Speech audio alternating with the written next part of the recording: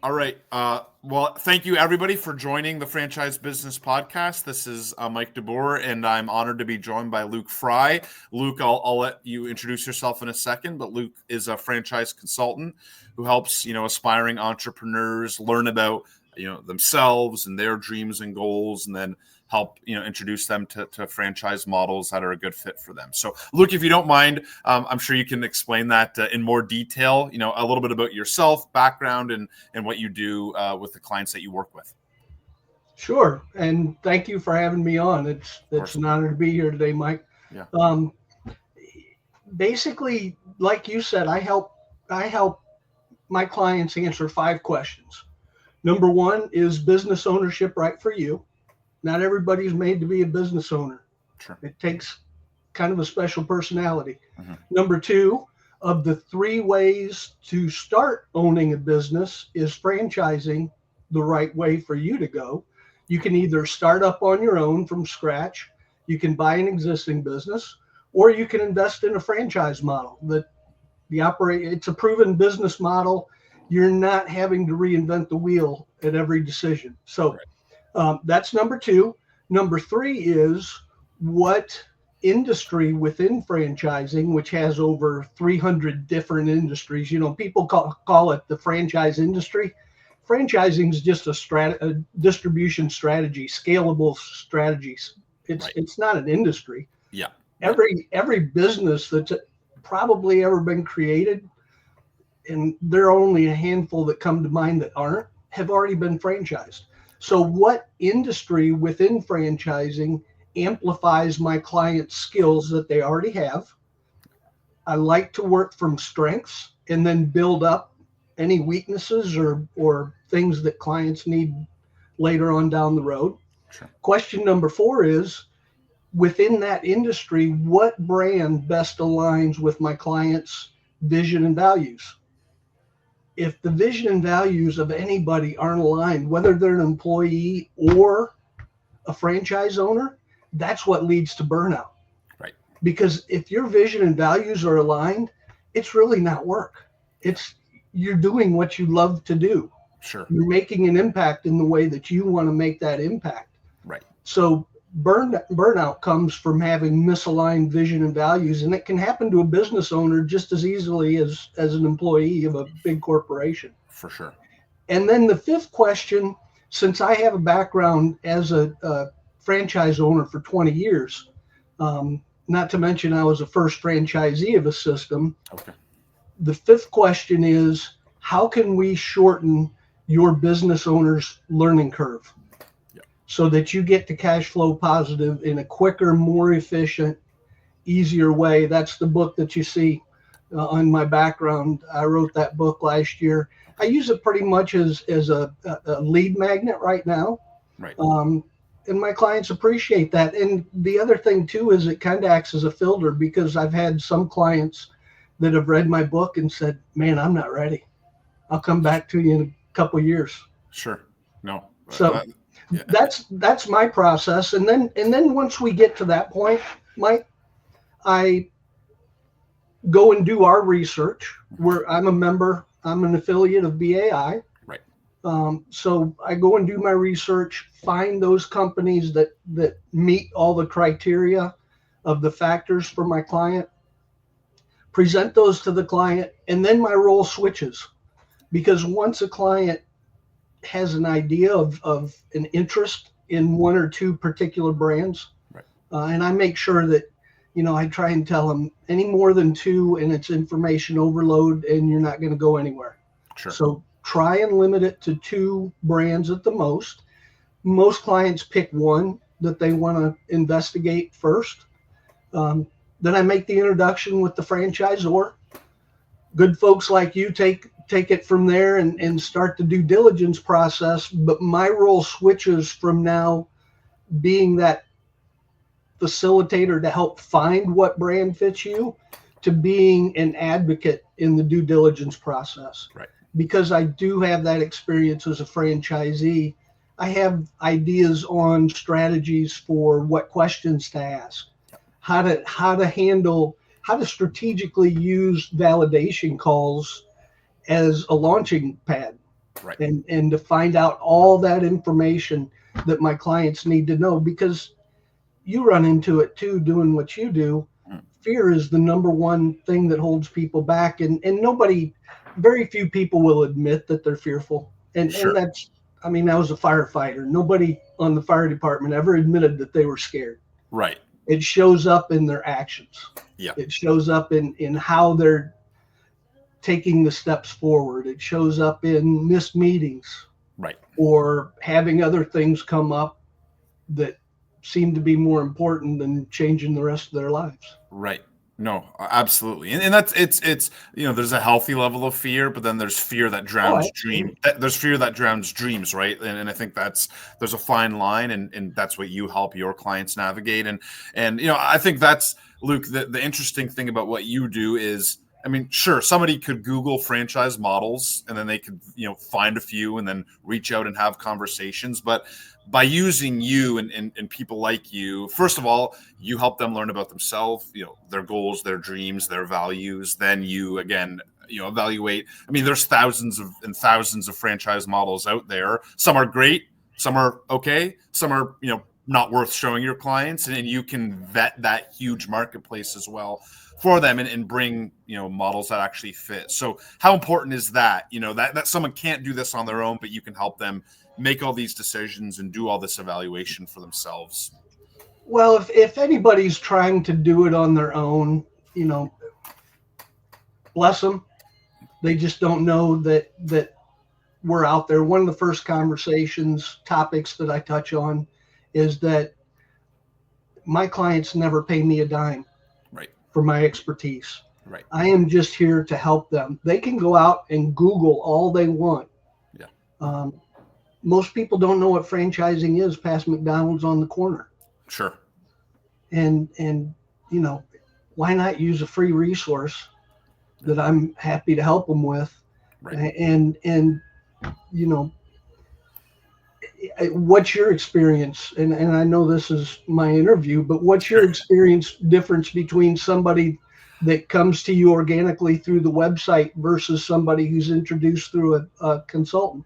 Yeah, I mean, it's a great question, Luke. And yet they have really no idea what franchising is, what the role of the franchisor is, or the role of a franchisee in a model is. So you're right. They if they're looking on their own, you have to start from complete scratch. Whereas I always find when someone's worked with you or a consultant like you, that they have an understanding of the model, they have an understanding of the relationship.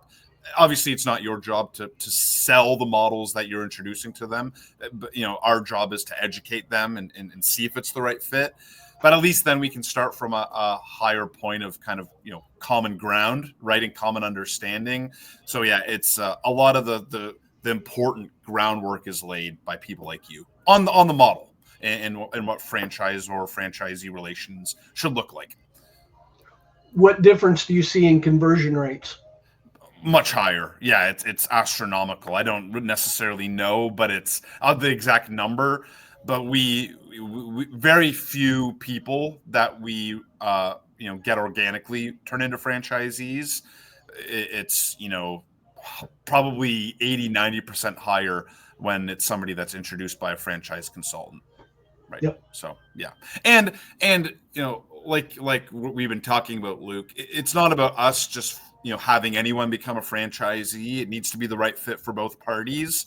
But again, we also find that someone is more kind of they're acutely aware of what they want and their values and their goals when they're introduced by you, as opposed to when they just come in organically. They haven't really thought about that. They just thought owning a business sounded interesting, and they have very little meaningful knowledge of why they want to do that. Right. Yeah. So, well, and the other thing that I do that I help my clients with through the due diligence process with you, and they kind of do this on the background as a parallel path, is I'll introduce them to legal experts within franchising, as well as funding experts within franchising. And funding is the fuel, but then I'll also introduce them to financial planners that I trust, that I vetted. I know they work well with my clients. Sure. And this helps a business owner get started on the right foot without all those added questions and added things that, they don't have any idea where to look. Right. No, absolutely. It streamlines their process so they don't have to run into those hurdles of finding someone and vetting whether they can trust them. You can help them make those good decisions on, those I guess other parties that need to be involved in the process as well. Luke, I like to hear stories, kind of real world examples, obviously not naming names, but, and I, one of the things I like to ask is about, an example of a challenging, client situation that you had to deal with. And I think, challenging sounds negative. It's really not. Everyone has challenges. I'm sure you've never had someone where it was just a linear path to making a decision, but any example you might be able to give of someone that there was, several hurdles, either kind of internally with them or externally, that you had to help them deal with, but you did. They joined a system and they've been very successful in that business. Mm-hmm. Yeah. One of the first clients that I ever helped, his question to me after he had already met with 2 different franchisors was, how do I know I'm making the right decision? There are so many franchises out there. How do I know I'm picking the right one for me? Right. And that I knew where he was coming from. We had been working long enough. But I asked him, I said, how did you find your wife? When did you decide to propose to your wife? Right. There are billions of other females out there, right, that you haven't met yet. How did you know she was the one? He said, yeah, that makes perfect sense. Right. That's a great analogy.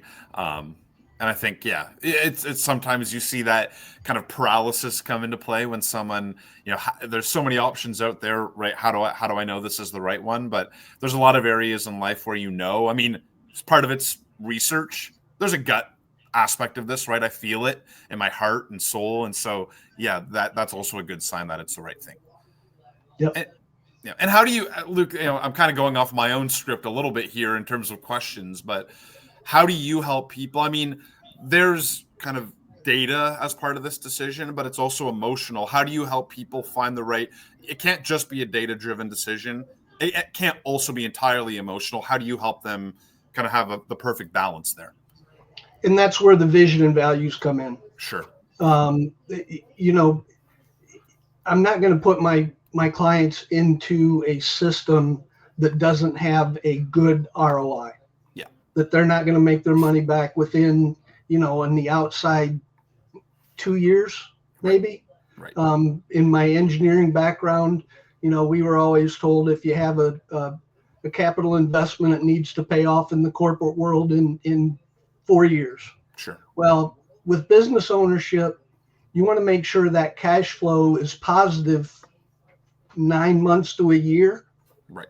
Maybe a little more in depending on the brand. Mm-hmm. But the ROI, as far as your initial investment, it needs to happen before 2 years are up. Sure. Or that owner is going to lose their oomph. They're going to, if they're not seeing the benefits within that first 2 years, because let's face it, 2 years into owning a business, you're still working your butt off. Yeah. And I've had people come to me and say, I've got $100,000. I want to invest it in franchising and do no work. I want it to pay me 15% of ROI right off the bat and do no work. I said, then call your stockbroker. Sure. Right. That'd be nice if that existed. And hopefully they'll be able to get lucky and find that stock that's the GameStop that's going to pick up 200% in the next 3 months. Right. Because other than that, that's all it is. Or go to Vegas. Sure. Yeah. Vegas is about the same odds. Right. Bet on the your baseball team to win that game next weekend. But it's and we get that a lot too, right? It's the only people that are successful are the people that know this takes work, because otherwise they're gonna immediately give up. And that's the challenge that you have to vet through, and we have to vet through is, hey, are you willing to work at it? Because if you do, these are great opportunities, but they're not going to build themselves. You have to build them. Right. You have to earn, there's a red flag for me if a brand says, we have a passive investor model right up front, because it's not feasible No. for the long run. Right. You have to, and I always tell my clients, you have to earn the right to be a semi-absentee owner. Right. And that takes a lot of hard work in the first 2 to 3 years. For sure. 100% agree. No, that's very true. And so, Luke, my kind of last couple of things, I'm always interested to hear from you, misconceptions that people have about franchising, because I'm sure you run into a lot of them, and you've kind of talked a little bit about, passive is really not, a true way to build a franchise model. They often just think about food franchising. That's their misconception. But anything else that you kind of run into with clients that you help them kind of overcome in terms of misconceptions? Well, and with my clients, I work a lot with the fact that their business is separate from the franchisor. Right. They're not buying a job.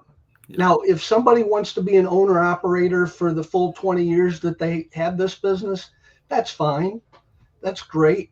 Mm-hmm. Most of my clients in my marketing is towards upper executive of corporations, right, of big companies that have great skills in certain areas of business.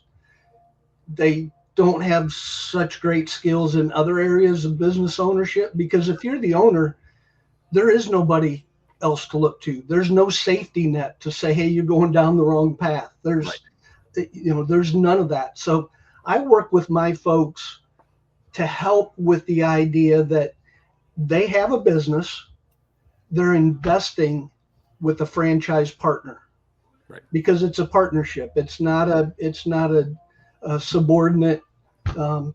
The franchisor is above you and tells you how to run your business. No, right. They tell you how to run that investment that you have in your business. Right. And then you can grow your business however you want. You can grow laterally by adding territories, mm-hmm. or if it's in the right situation and you already have a big audience in your market for one franchise brand, what other brands complement that? Right. Yeah. So grow your business that way. Sure. So that's how I try and help my clients look beyond the initial franchise investment and look to the 5 to 10 years. How do I keep growing my business that invested in a franchise? Sure. No, that makes complete sense. And it's a good way to think, right? The franchisor is there to support. They want you to be successful and they want to provide everything you need to do it. Now you work at it and you follow their system, but it should be a congruent, relationship with both parties, a partnership, like you said. Yeah. So Luke, along those same lines, real quick. Yeah. Validation is the biggest thing for a franchisor. That's the best marketing you can have is good validation. Sure. Once somebody gets to that point. Right. So the more that you can help somebody succeed, and not every franchisor gets that.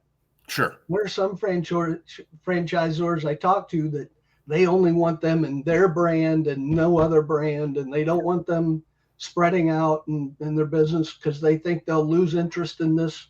And man, that's just the wrong way to think about it, because then you're not going to get the good validation down the road.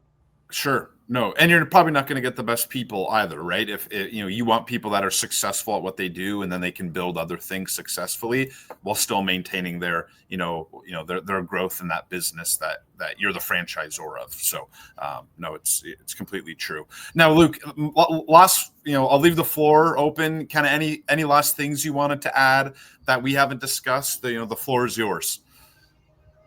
Well, thank you. I think you touched on most everything, Mike. I can talk about franchising for hours and hours and hours. Sure. So anytime you get bored and just want to talk franchising, give me a call. I'm good with that. Happy to reach out. And if you don't mind, Luke, would you be able to repeat the title of your book in case anyone is interested in, well, first off, contact information if someone wants to reach out, if you could share that, and I can share it when we post this as well, but also the title of your book if they want to read more. Sure. People can text or call me on my cell phone, 615-6750. The email is a little bit long, so if you send me an email, I'll just text you when I was setting my business up, I didn't think through how to do it, but it's It happens. Luke at Beta Vista Executive Advisors with an S and an O.com. Okay. You can put that in the comments later. And the title of the book is Your Guide to 90-Day Success, the Franchisee's Strategy for Early Wins. Okay. And basically, the first 90 days are critical. Whether you're changing jobs and going to an executive job, or whether you're starting your own business, that first 90 days and the foundation that you lay down for your culture, for your leadership style, for the habits, being a fire chief, that when I transitioned into semi-absentee ownership with my franchise and hired a general manager to take over the day-to-day, I didn't expand my business. I became a fire chief. Right. And it was critical back then too. So, the first 90 days are huge. And this just helps somebody walk through it. The book is applicable no matter what type of franchise somebody owns. Right. Awesome. Well, I can attest, Luke, that you're a great resource for anyone that's just thinking about getting into business for themselves and wants a guide to help them through that process. So I do really appreciate you joining the Franchise Business Podcast today. Mike, you're awesome. I appreciate it. Thanks. And you got it. And thank you everyone for listening as well.